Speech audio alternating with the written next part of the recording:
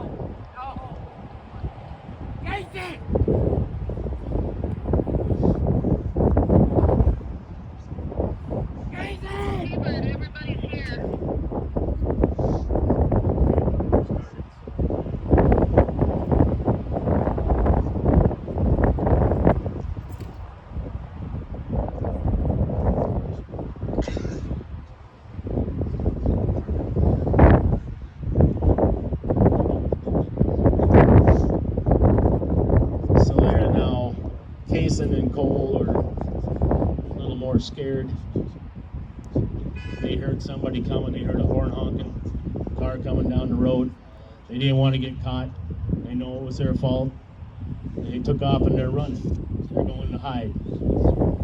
So, and Fisher, he was too hurt. He hit his head. You can see the windshield. He hit his head in the windshield, and he really got banged up pretty bad because Fisher didn't have his seatbelt on, sitting in the front seat. So they took off and ran and left Fisher behind.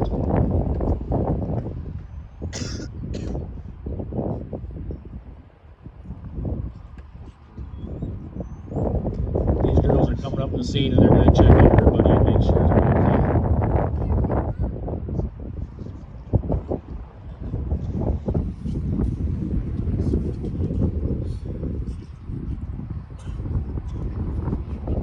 They will check on them. A couple of them, one will call 911, make sure they get some help here.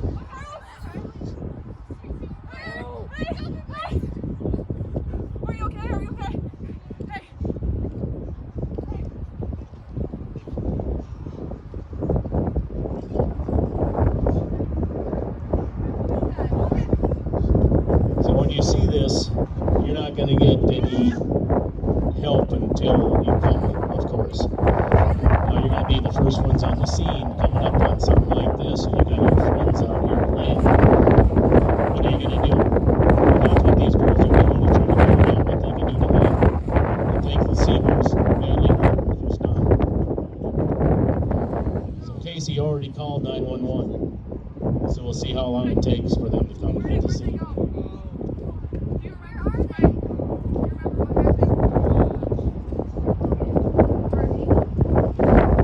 Fisher can talk a little bit, but he's hurt, and plus he's inebriated, so that doesn't help him.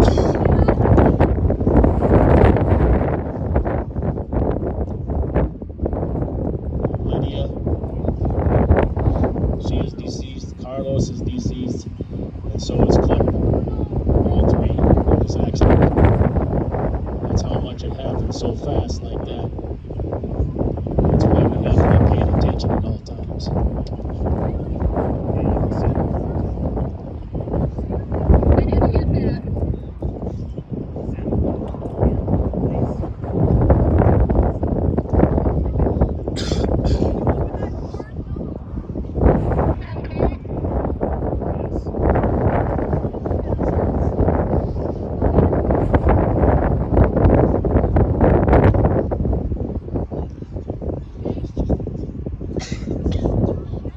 She had her seatbelt on, and Coley, she had her seatbelt on also.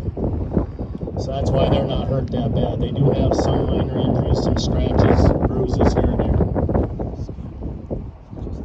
but they're not too bad. So you got the three girls that came up and found them at the scene. As you can see, you don't know what to do. Meanwhile, they call 911, and the police will come up first. It could be the Belmont Police, it could be Lafayette County, whoever's closest to it.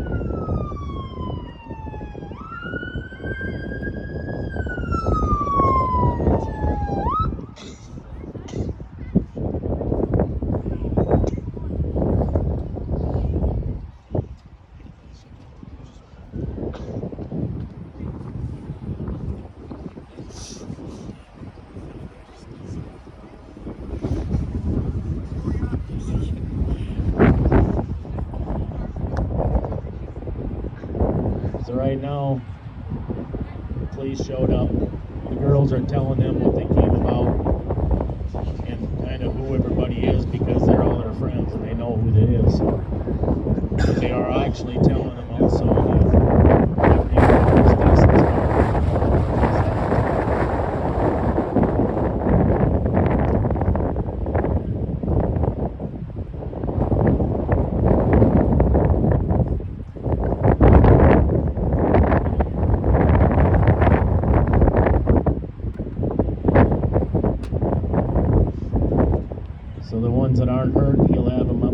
pickup car standing up there, waiting around just so they're out of the way for the time being.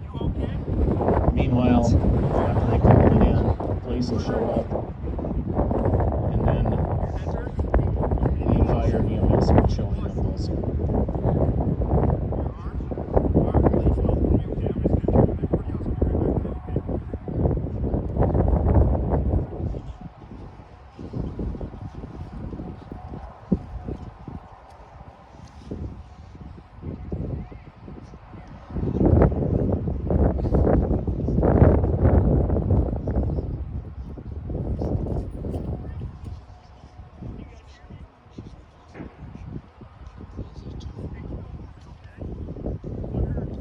Riley was the driver of that car. He's talking to her right now, but she's kind of in and out of it. She hit her head along the frame of the car there when she did, so she's kind of injured too. She really don't know what's going on.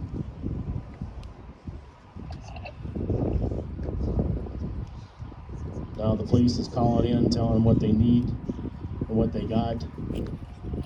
They have entrapment in that gray car. They have entrapment in the red car.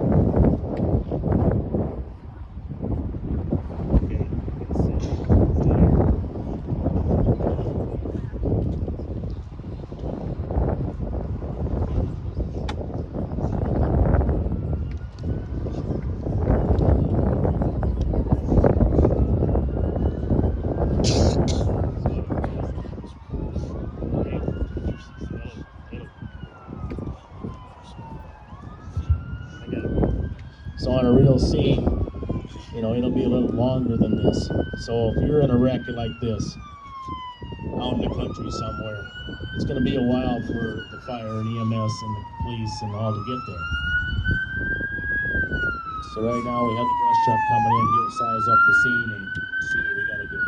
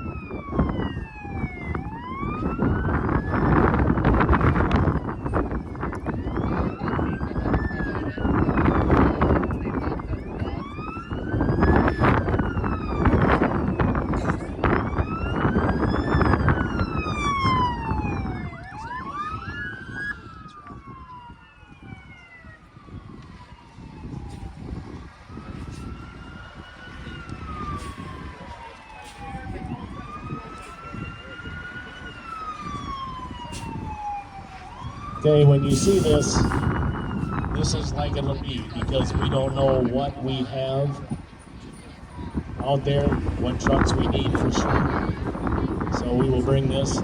We'll have each truck on one side for traffic control. We have the JAWS equipment and our rescue truck right here in the front. And all that, that's when they'll take and be able to cut everybody out. And then we have the EMS come in too.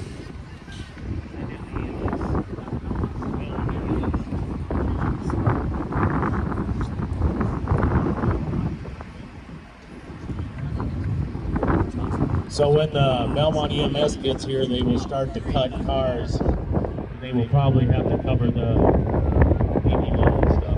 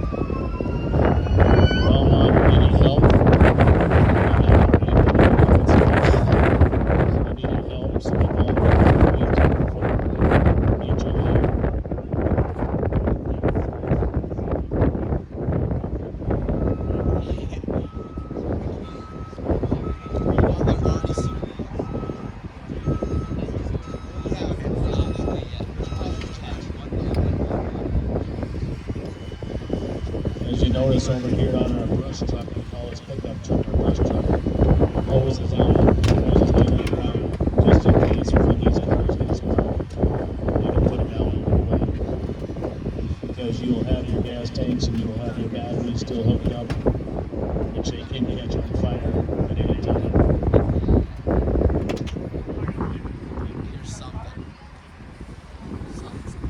Right now in the gray car,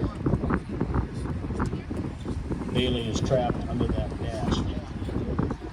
They are opening the car up, we got the door open, now they are going to try to get her out of there without having her get hurt any worse.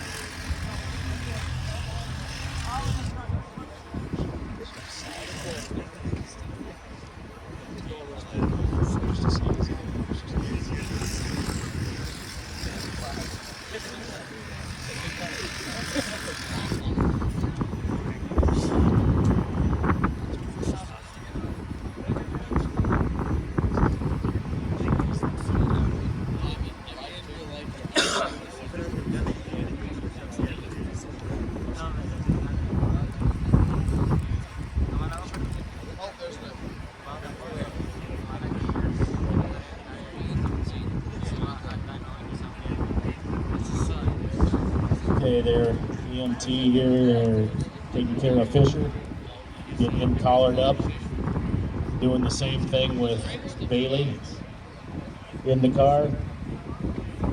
Trust me, it's not fun. It's not fun when you have to do this stuff in real life, especially falling off a ladder. It didn't work pretty good for me. But this here is in a car accident. And they're in the St. Carlos, he didn't make it. Get out to the windshield. He's done. Same thing on that door. And the same with Claire. Out the door and landing on the ground. Seatbelts do save lives. Remember that.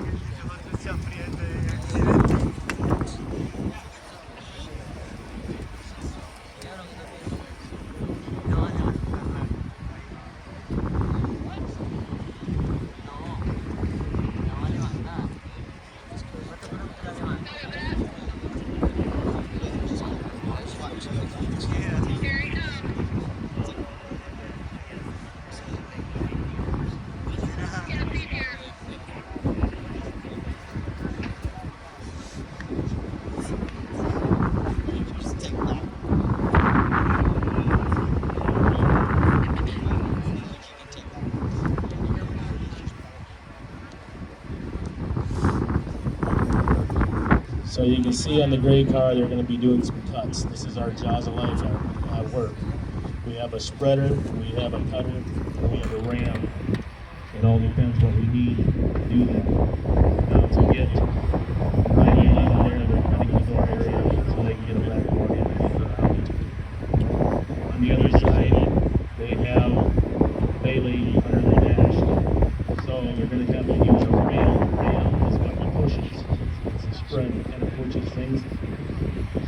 bent to the frame of the car and pushed his dash ahead after we get Riley out to get her out of there.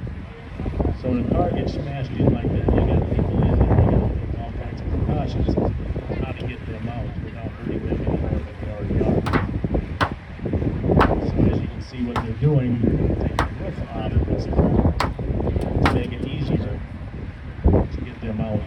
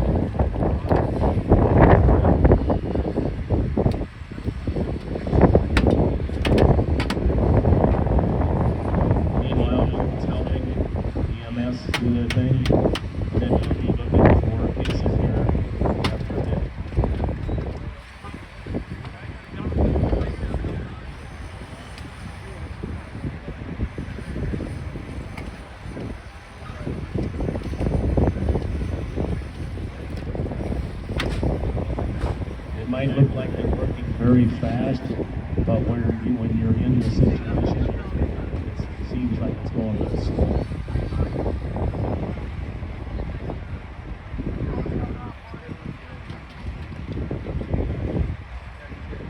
If you have never seen the jaws work before, they work an amazing way there to get the car doors off, get the tops off, and everything else as you can see. And to remind you again, this is how it would look after you see it.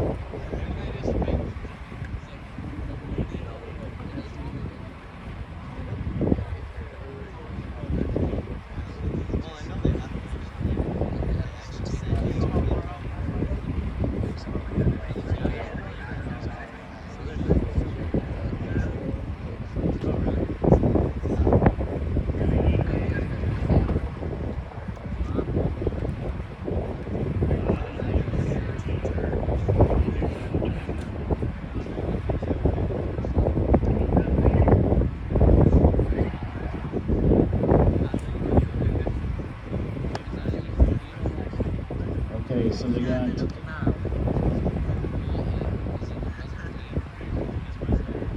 Fisher, I believe. Oh, you have Mineral Point ambulance. Then we take it into the hospital.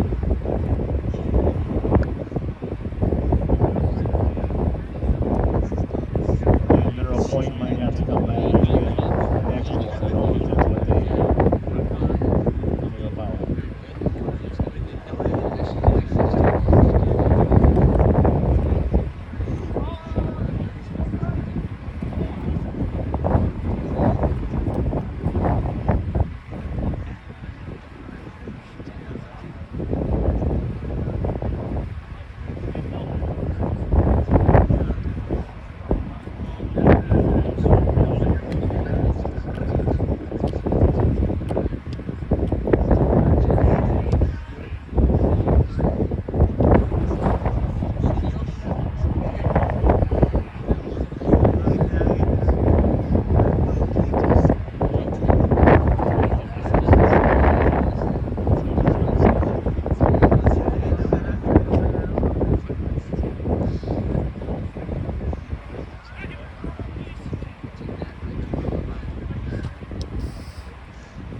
Mineral Point ambulance getting ready to take off.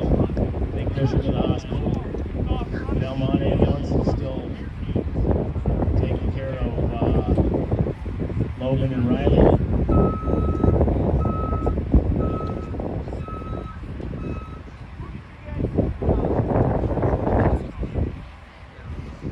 Pay attention to the police officer.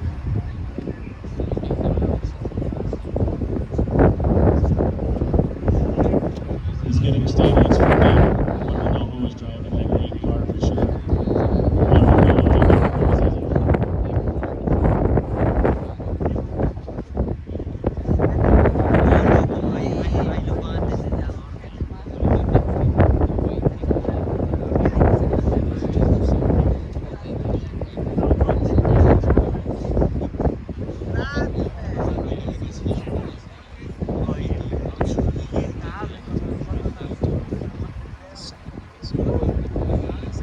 So, the dog is busy. Finally, which we always do, and they will not provide the drones in this week. So, they got to alternative, and it's usually the imaging camera to find heat, detects heat, around, see if they can find try to see what they're doing. 9 times out of 10 they'll go hide in the field if there's one. Buildings, anything they can likely find, especially when they are inebriated. They don't go very far to really know what they're doing.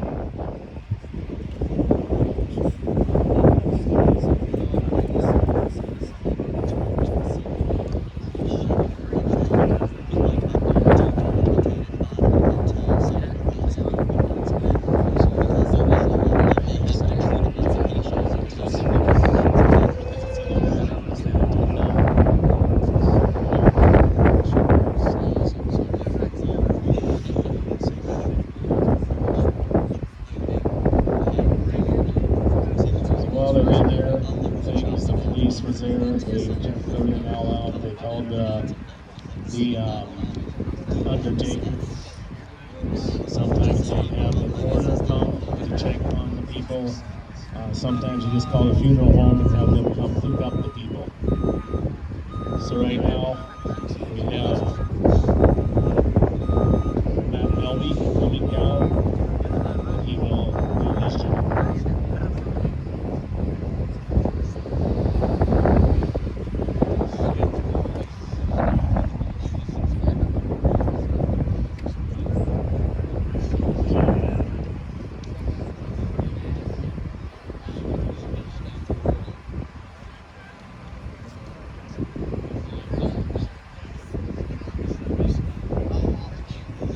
I see Polk found the 2 inebriated boys. He has them now coming back over, and he will have to do his thing with them.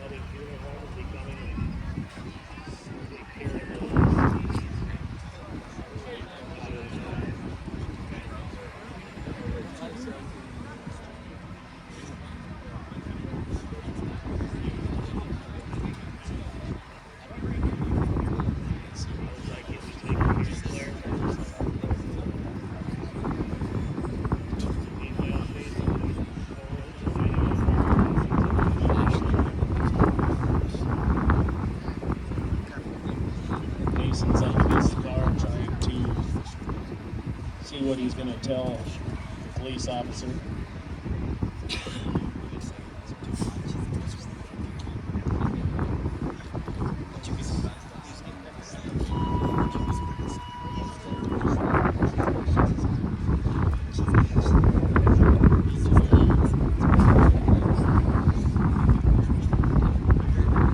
Ambulance is back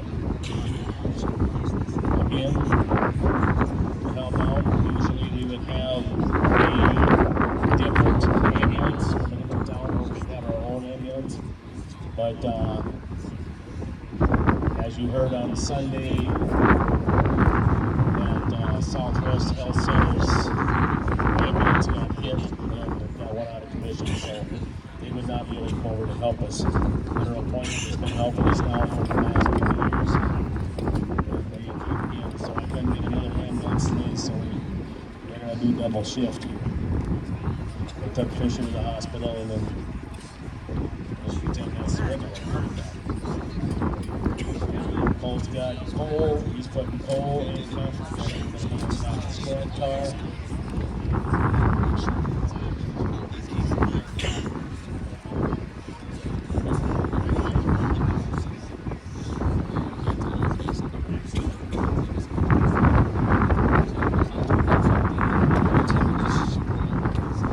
Cole's coming back around and get a question Payson and possibly have to do a sobriety test since he was driving.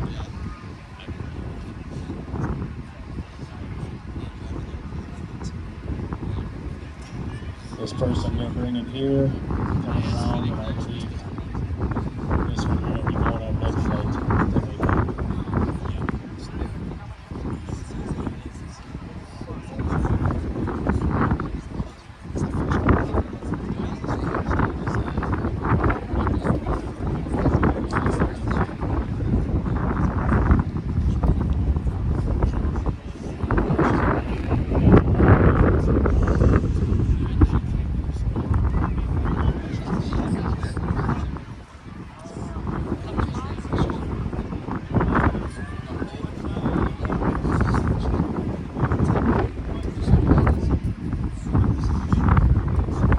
So as you can see, there's a lot of work on all this. You can see who all comes out. You know, most of these people that are here now, some are parents, some are friends, police officers, you know, Matt Melby people home, Mr. Hayes works for Matt Melby. Any of them people continue to do this job. So wherever it walks in, you know who's going to be coming to get you if you're in our district.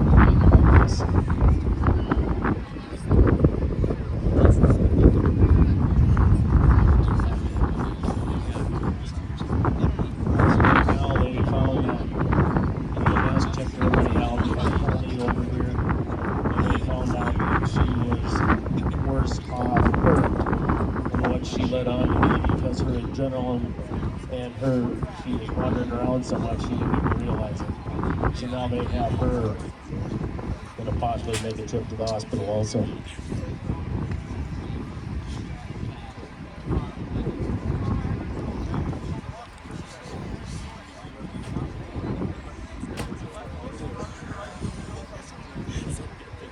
So Jason's going to try to walk a straight line to the police.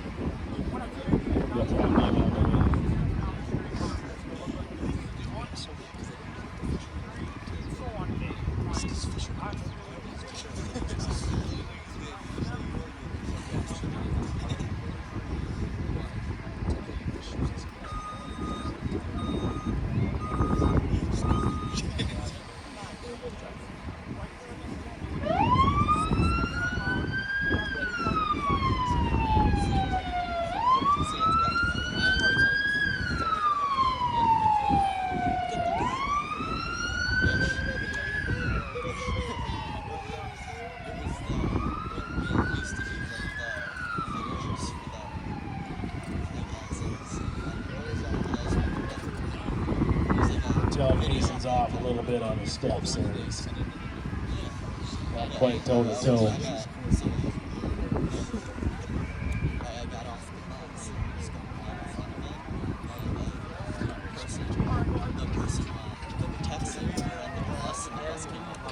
if Jason tried to run right now, Colt's pretty quick with his taser, he would have that out on him in no time.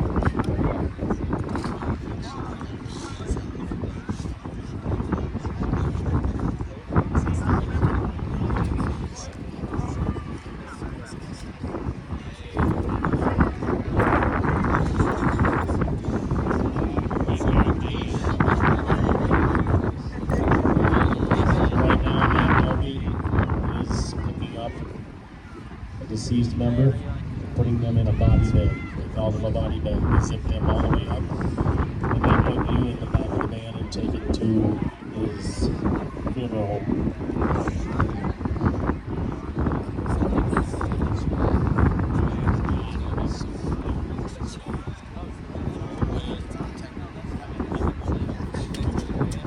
Sends him in the body bag, and sometimes he uses the hoses.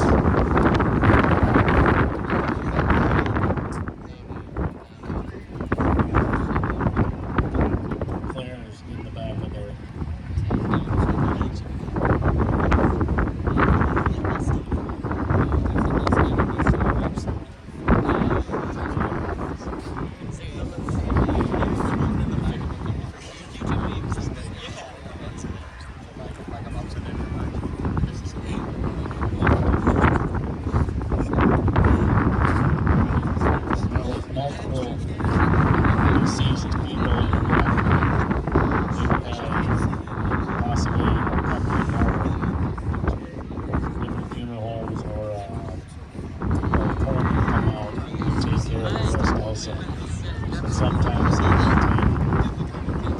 won't be enough time. You'll have somebody else come out to take care of that.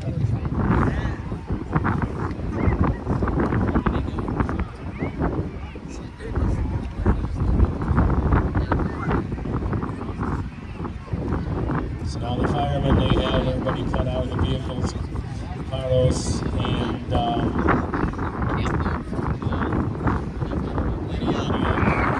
still laying the ground. Carlos is supposed to be covered up, but the wind blew it off of him. But they will stay there until, like I say, the country or any place like that, it takes longer for people to get there. Melby's close by Platte, they may have to call Darlington, they may have to call Mineral Point, or anything like that. Have someone come to pick up the deceased members. So a lot of times when you go to wrecks like that, and we're working around all that stuff as fire and EMS, it will be laying there possibly for a long time.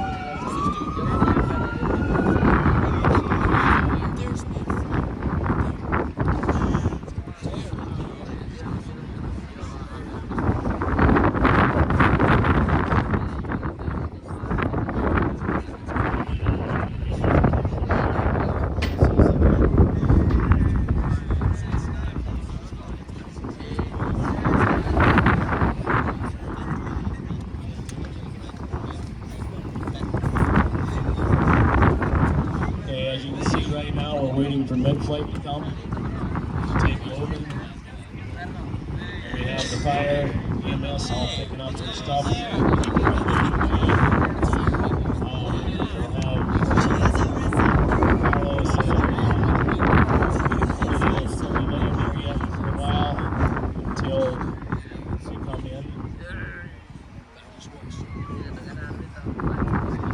Like Gleason and Nicole are where they're supposed to be, sitting in the back of the squad. If I could have Colt Woods come up here, please.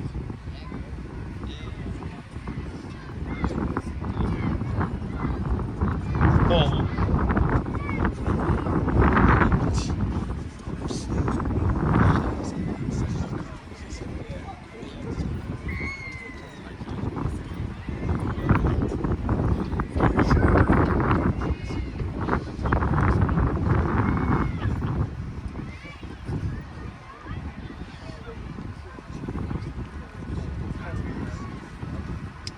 Hello, everyone. So, with these two, some of the capacity,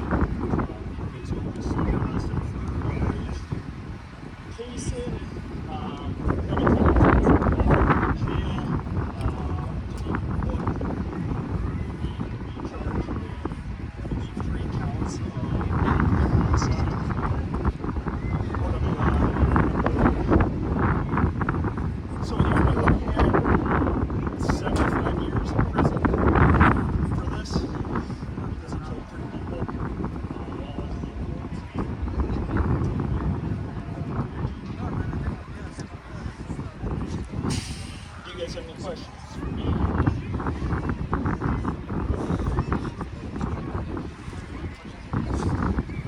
Any questions for Officer Woods? Want to know how bad a taser hurts? If you didn't come up here and stay, he'll show you. You would be. But anyway, like I said, you get someone years for pacing right there. Coming up and slamming on the back.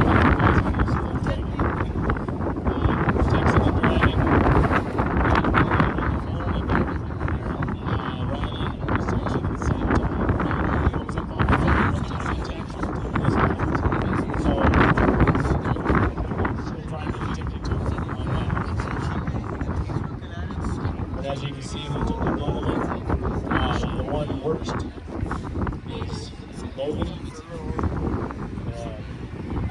You'll see mid-flight will be about like this because it takes them a little time to get from Madison and then come to Mineral Point. But by the time they get in the air, it takes them a few minutes to get here.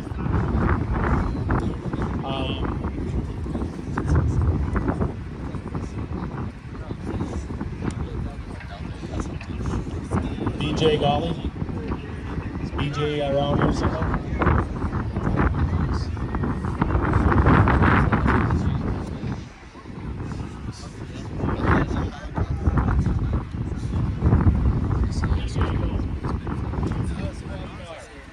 Hey, you on the truck?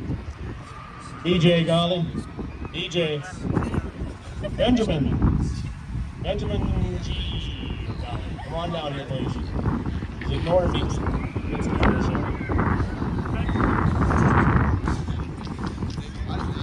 BJ Golly was in these cars in 2003 when I first started doing this.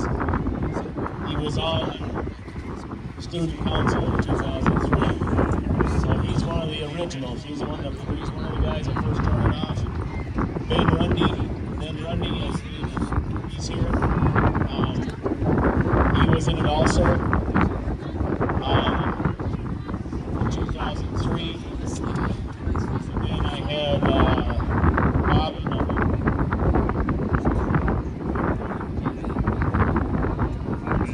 Miles Opitz. He might have been in 2015, 2011, or somewhere in that area. And I had one more. And they all became firemen on that. So I have the list of them. And so what I'm going to do is have BJ talk to you and tell you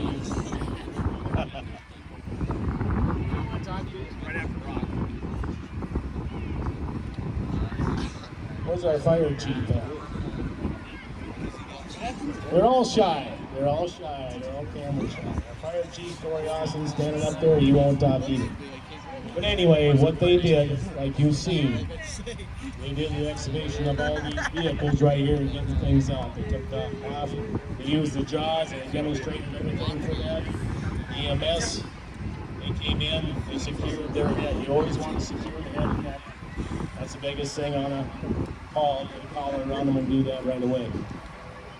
So on this scene right here before MedFlight shows up, I just want to ask, do you guys have any questions about any of this scene right here?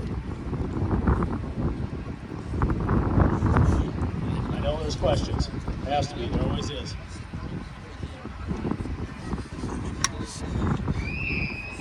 AJ, I knew you'd have it. Good boy.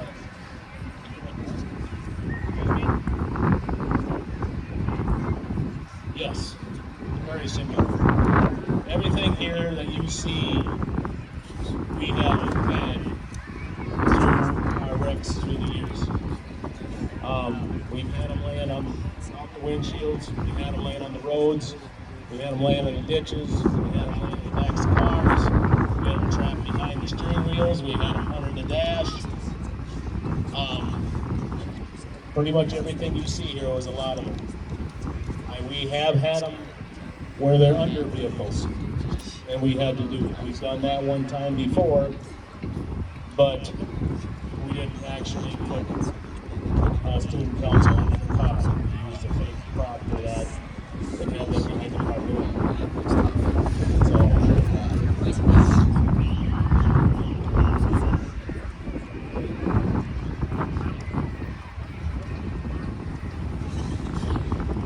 So when they come in, by the time they come up to the scene and they get out the jaws and all the tools they need, you know, it only takes a few minutes to get to where you got to be. But the biggest thing is sizing it all up. Okay, so they're coming. You guys come this way. You got MedFlight. You guys come this way. MedFlight's on its way, I see it. But we get the jaws of life out, we get everything out and stuff. It only takes a few minutes to do so. To size up the scene, you get the EMS checking what you got, get them stable inside, and then you go ahead and you can start cutting. So here comes MedFlight, hang on to your hats.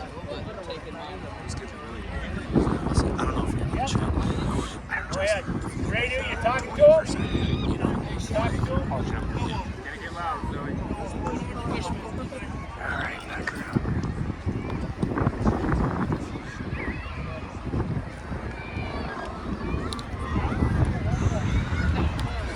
whoa, guys.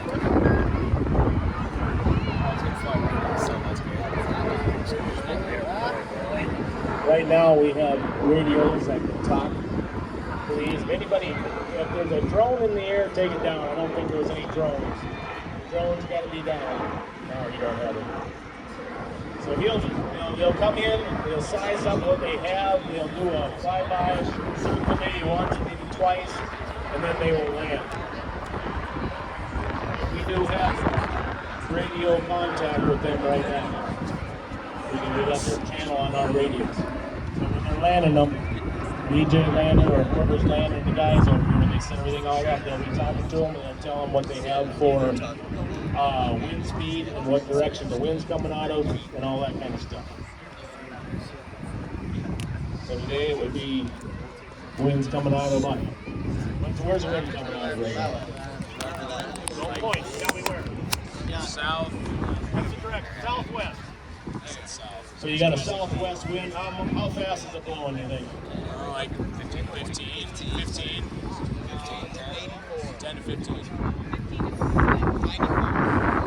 I'm going to guess around 25. I'm going to guess around 20 to 25 miles an hour.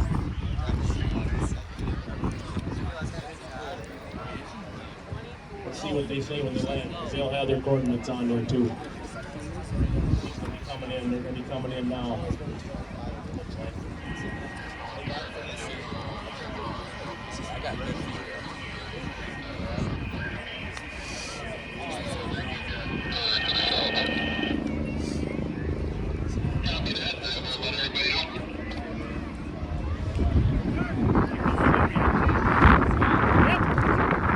Okay, you're gonna be coming right over top. So just everybody stay put where they're at, and we'll all be fine.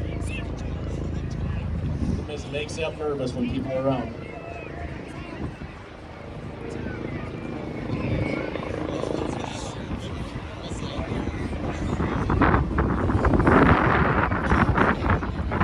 If you watch him, you can see how he hovers.